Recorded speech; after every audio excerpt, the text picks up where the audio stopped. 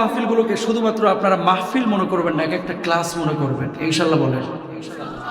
কারণ কি, ওয়াজ অনেক হয়, কিছু কিছু জায়গায় আওয়াজও হয়, কিছু গরম, কিছু নরম, কিছু কান্নাকাটি, হাসি, তারপরে শেষ।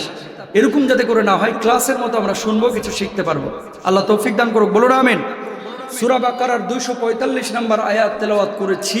এই আয়াতের আলোকে তাফসীর হবে। আল্লাহ সুবহানাহু ওয়া তাআলা কি বলছেন খেয়াল করেন। তার আগে সামাজিক অবক্ষয় আগের চাইতে বাড়ছে না কমছে? আপনার বাপ, আপনার দাদা, আমার বাপ, আমার দাদা সিগনেচার করতে পারতো না, নিজের নাম লিখতে পারতো না। জমি যখন রেজিস্ট্রি হইতো, যে টিপ সইরি খুঁজতো, ওই কালিটা খুঁজতো, চুরি এতটা বুঝতো না। কিন্তু এখন কোটটাই পড়তেছে মানুষ বেশি, শিক্ষিত হচ্ছে বেশি, কিন্তু আসল মনুষ্যত্বের মানুষ যাচ্ছে কমে। ঠিক কিনা ভাইরা? খেয়াল করে দেখেন, 15 লক্ষ টাকা দিয়ে খাসি কিনে কুরবানি দিচ্ছে। 15 লক্ষ টাকা, টাকা আসমান থেকে নাজিল হয়েছে। চোরের বেটা চোর। ঠিক কিনা ভাইরা? এগুলো কি, জোরে বলেন কি? আর এই জামানায় এমন একটা সমস্যা তৈরি হয়েছে, 150 টাকা 200 টাকা চুরি করার জন্য গাছের সাথে বাইন্দা মারে, আর 200 কোটি চুরি করে কানাডার বেগম পাড়ায় বাড়ি করার কারণে এরা আবার সার্সেল করে। কথা বলেন ঠিক না? সিসক্যাসরের বিচার আছে, হিরুনচির বিচার আছে। 250 কোটি 200 কোটি টাকা চুরি যেটা করে, এটা অনেক সময় ফাঁক ফোকর দিয়ে কিন্তু এদিক সেদিক চলে যায়। ঠিক না? যে কথা বলতে যাচ্ছে, মানুষ শিক্ষিত আমাদের হচ্ছে, কিন্তু মনুষ্যত্ব দিন দিন কমে যাচ্ছে। আগের মানুষ অত শিক্ষিত ছিল না, পড়াশোনা অত ছিল না, মনুষ্যত্বের মানুষ ছিল, মানুষের পাশে দাঁড়াতো। চুরি বাটপারি এগুলো সাধারণত খুব সহজে করতো না, বিচ্ছিন্ন কয়েক জায়গায় ছিল। কিন্তু এখন মানুষ অহরহ করছে। কি বলছেন আল্লাহ রাব্বুল আলামিন? খেয়াল করেন আয়াতে কারিমার মধ্যে, সূরা বাকারা 245 নম্বর আয়াত। মান যাল্লাযী ইউকরিদুল্লাহা কারদান হাসানান ফায়ুদাইফাহু লাহু আযআফান কাসীরা ওয়াল্লাহু ইয়াকবিদু ওয়া ইয়াবসুতু ওয়া ইলাইহি তুরজাউন।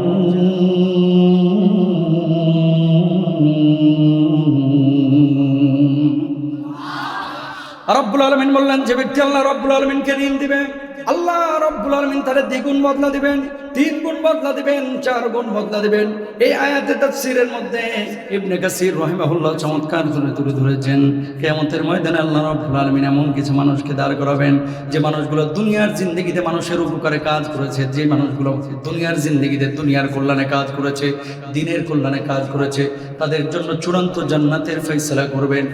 আর এমন কিছু মানুষগুলোকে দাঁড় করাবে, যে মানুষগুলো মানুষের সম্পদ লুটপাট করেছে, দেশের সম্পদ লুটপাট করেছে, যে মানুষগুলো মানুষের হক নষ্ট করেছে, যে মানুষগুলো মানুষকে কষ্ট দিয়েছে, যে মানুষগুলো মানুষকে লাঞ্ছিত করেছে, মানুষের মুখের খাবার কেড়ে নিয়েছে, আল্লাহ রাব্বুল আলামিন এই মানুষগুলোকে কিয়ামতের ময়দানে জাহান্নামের মধ্যে নিক্ষেপ করবেন।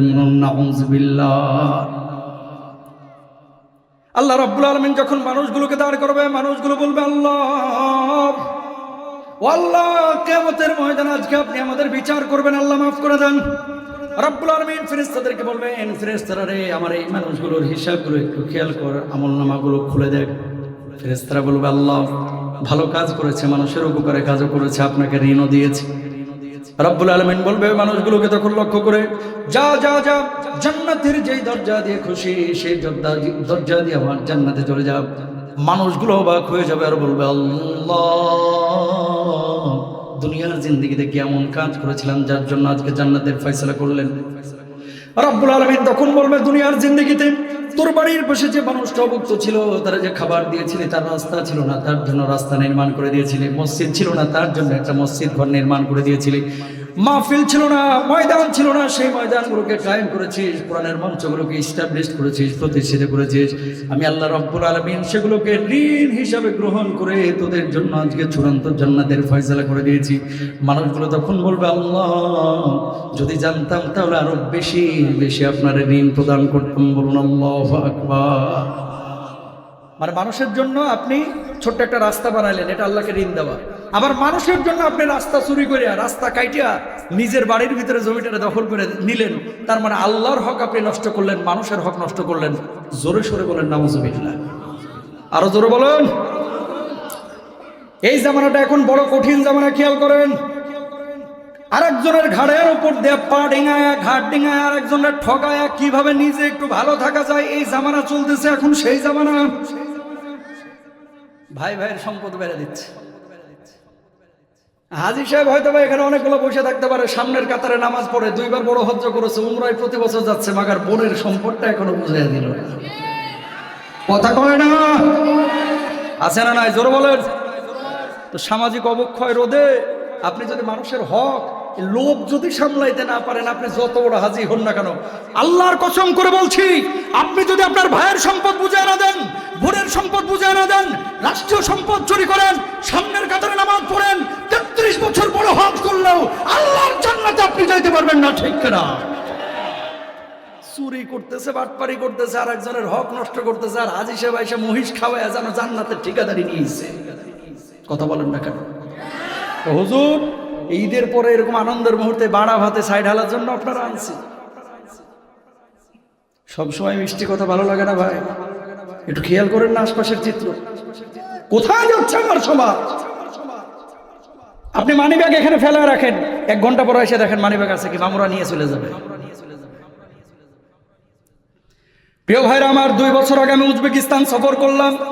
ইমাম বুখারী রাহিমাহুল্লাহর কবর জিয়ারত করার পরে আমি সামারকান্দে এসেছি জোহরের নামাজ আদায় করার জন্য। সামারকান্দে খেয়াল করেন, কোরআনটা কোন সমাজের মধ্যে, পরিবারের মধ্যে, রাষ্ট্রের মধ্যে থাকলে সেই রাষ্ট্র, সেই সমাজ, সেই পরিবার জান্নাতি পরিবার হয়ে যায়। ঠিক কিনা? উজবেকিস্তানের সামারকান্দে আমি আসার পরে জোহরের নামাজে এক মসজিদে ঢুকেছি।